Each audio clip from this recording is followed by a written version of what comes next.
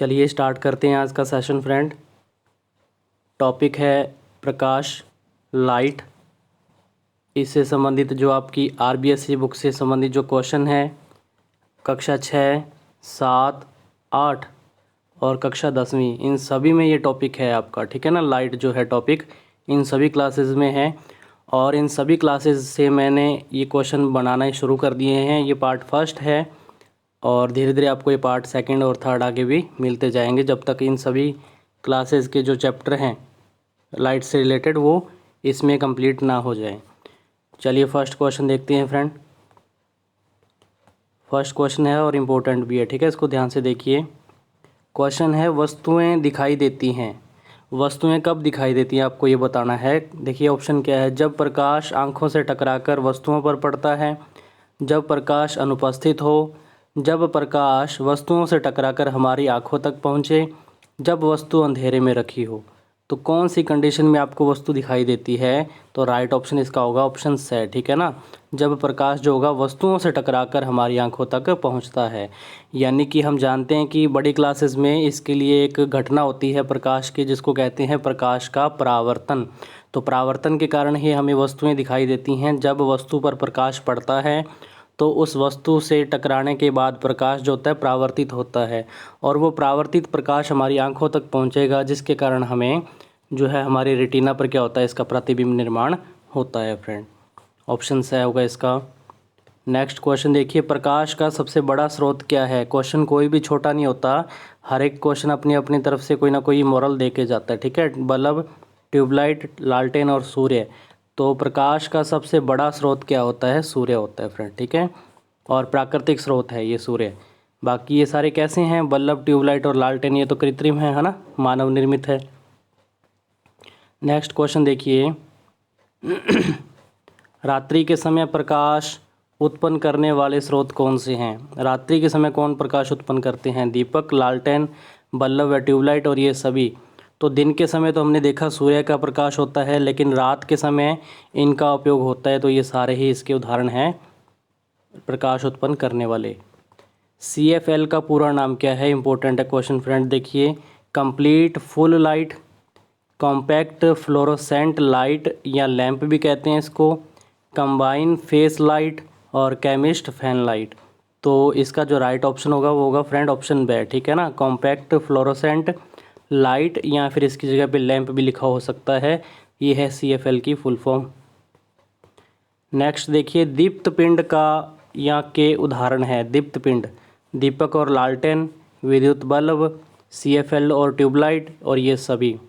तो फ्रेंड जैसा कि दीप्त पिंड के बारे में हम जानते हैं कि जो खुद का प्रकाश जो होते हैं उत्सर्जित करेंगे, ऐसी वस्तुएं क्या कहलाती हैं, दीप्त पिंड कहलाती हैं।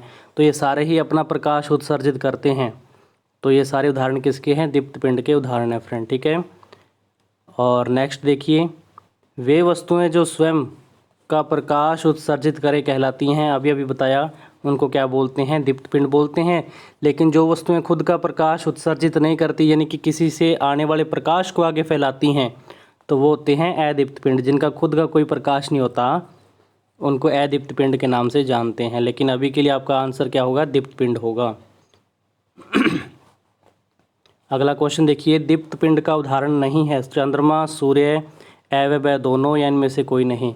तो दीप्त पिंड का उदाहरण नहीं है, यानी कि ऐसा इनमें से कौन सा स्रोत है जो खुद का प्रकाश उत्सर्जित नहीं करता, तो वो है चंद्रमा, ठीक है ना। चंद्रमा ये सूर्य से प्रकाश लेता है और रात्रि के समय ये चमकता हुआ दिखाई देता है फ्रेंड। तो ये दीप्त पिंड का उदाहरण नहीं है।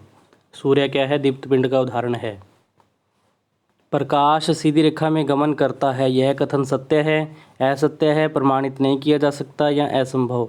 तो बिल्कुल ये प्रकाश जो है सीधी रेखा में क्या करता है, गमन करता है। इसके लिए आपने छोटी क्लासेस में या 10th क्लास में भी एक प्रैक्टिकल दिया होता है कि देखो वो कार्डबोर्ड लेते ना, 3 कार्डबोर्ड लेके उसके अंदर होल करके बीचों बीच और एक तरफ मोमबत्ती जलाई जाती है और इधर से जब उनको देखते हैं अपने, तो ये सीधी रेखा में हमें ये क्या कहता है, सूर्य का प्रकाश दिखाई देता है। यदि इन गत्तों में से किसी एक को भी साइड कर दिया जाए तो जो है प्रकाश के मार्ग में क्या आती है, बाधा आती है, यानी कि हमारे तक प्रकाश नहीं पहुंच सकता। यहाँ से हमें पता लगता है कि प्रकाश सीधी रेखा में गमन करता है। वहीं मान लीजिए एक हमारे पास क्या है, पाइप है।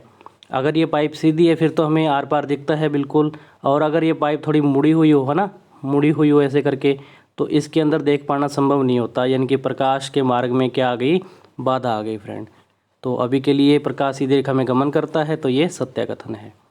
नेक्स्ट देखिए, पारभासी वस्तुओं के उदाहरण कौन से हैं? घिसा हुआ कांच, तेल लगा पेपर, बटर पेपर और ये सभी। तो पारभासी वस्तुएं वो होती हैं जिनमें से वस्तुएं दिखाई तो देती हैं हमें, लेकिन कैसी दिखाई देती हैं, धुंधली दिखाई देती हैं, स्पष्ट दिखाई नहीं देती। तो ये तीनों ही इसके उदाहरण हैं पारभासी वस्तुओं के। तो ये इसका आंसर रहेगा उपयुक्त सभी। छाया देखने हेतु कौन सी कंडीशन जरूरी है? किसी प्रकाश स्रोत का होना आवश्यक है, बिल्कुल। प्रकाश के मार्ग में कोई अपारदर्शी वस्तु रखी होना आवश्यक है, दोनों सही है, या कोई आवश्यक नहीं है। तो इन दोनों ही कंडीशन का होना जरूरी है, तभी हमें क्या होगी, छाया दिखाई देती है। राइट ऑप्शन आपका सही हो जाएगा। प्रकाश स्रोत चाहिए, चाहे वो ट्यूबलाइट, चाहे बल्ब, चाहे टॉर्च कहें, या सूर्य का प्रकाश ही हो। और वहीं पे हम कहें कि देखो जिसकी छाया बनानी है तो उसका वो वस्तु भी तो हमारे पास होनी चाहिए। तो वो वस्तु कैसी होनी चाहिए? अपारदर्शी वस्तु। पारदर्शी नहीं होनी चाहिए, पारदर्शी के तो आर पार प्रकाश निकल जाएगा। वस्तु होनी चाहिए अपारदर्शी, जिसकी छाया बन सके पीछे पर्दे पर। छाया दिखाई देने हेतु पर्दे की आवश्यकता होती है, बिल्कुल। पर्दा आवश्यक नहीं है, ये गलत बात। फर्श, दीवार, जमीन, मकान आदि पर्दे का कार्य करते हैं। और ए व स दोनों सत्य हैं, यानी कि ए ऑप्शन और स ऑप्शन देखिए दोनों सत्य है ना, तो बिल्कुल ये दोनों ही क्या है, सत्य हैं। ऑप्शन आपका द सही होगा। ए व स दोनों कथन क्या है, सत्य है। पर्दे की आवश्यकता होती है, और पर्दे के तौर पर फर्श भी कार्य कर सकता है, दीवार, जमीन, मकान। ऐसे बहुत से खेल होते हैं जिनको छोटे बच्चे खेलते हैं, अपनी छाया बनाते हैं ना इनके ऊपर, तो ये भी पर्दे के रूप में कार्य कर सकते हैं फ्रेंड। छाया प्रकाश स्रोत के पीछे बनती है, विपरीत दिशा में बनती है, ऊपर बनती है, नीचे बनती है।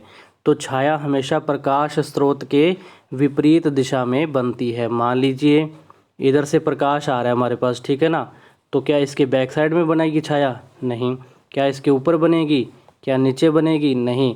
जिधर हम कहें कि हमारे पास प्रकाश स्रोत है उसके विपरीत दिशा में क्या बनती है, उसकी छाया बनती है, ठीक है ना। प्रकाश स्रोत के बिल्कुल विपरीत दिशा में क्या बनती है, छाया बनती है। यहाँ पे पारदर्शी वस्तु होगी और इसकी छाया यहाँ बन जाएगी इस पर्दे के ऊपर। चलिए नेक्स्ट देखिए, किसी वस्तु की बनने वाली गहरी छाया को कहते हैं प्रछाया, उपछाया, दोनों या इनमें से कोई नहीं। तो जो गहरी छाया बनती है उसको तो प्रछाया बोलते हैं। मान लीजिए ये किसी अपारदर्शी वस्तु की गहरी छाया बन गई, तो ये तो होगी प्रछाया। लेकिन इसके चारों ओर एक और छाया बनती है जो थोड़ी क्या होती है, हल्की होती है, लाइट कलर की होती है, तो उसको बोलते हैं उपछाया, ठीक है। नेक्स्ट देखिए, निम्न में से असत्य कथन कौन सा है? असत्य कथन कौन सा है? पृथ्वी चंद्रमा के चारों ओर चक्कर लगाती है, चंद्रमा पृथ्वी की परिक्रमा करता है, परिक्रमा करते हुए चंद्रमा, पृथ्वी व सूर्य एक सीध में हो तो इस घटना को ग्रहण कहते हैं। और ग्रहण दो प्रकार का होता है, सूर्य ग्रहण और चंद्र ग्रहण। चार ऑप्शन आपके सामने है फ्रेंड, आपको असत्य कथन छांटना है, तो आप देख लीजिए चार ऑप्शन को। तो इसमें ब ऑप्शन सही है, स सही है और द सही है। इन तीनों को रीड कीजिए, इंपॉर्टेंट है बहुत, ये कई बार उलझन पैदा करती हैं। लेकिन फर्स्ट ऑप्शन इनका रॉन्ग है। कैसे?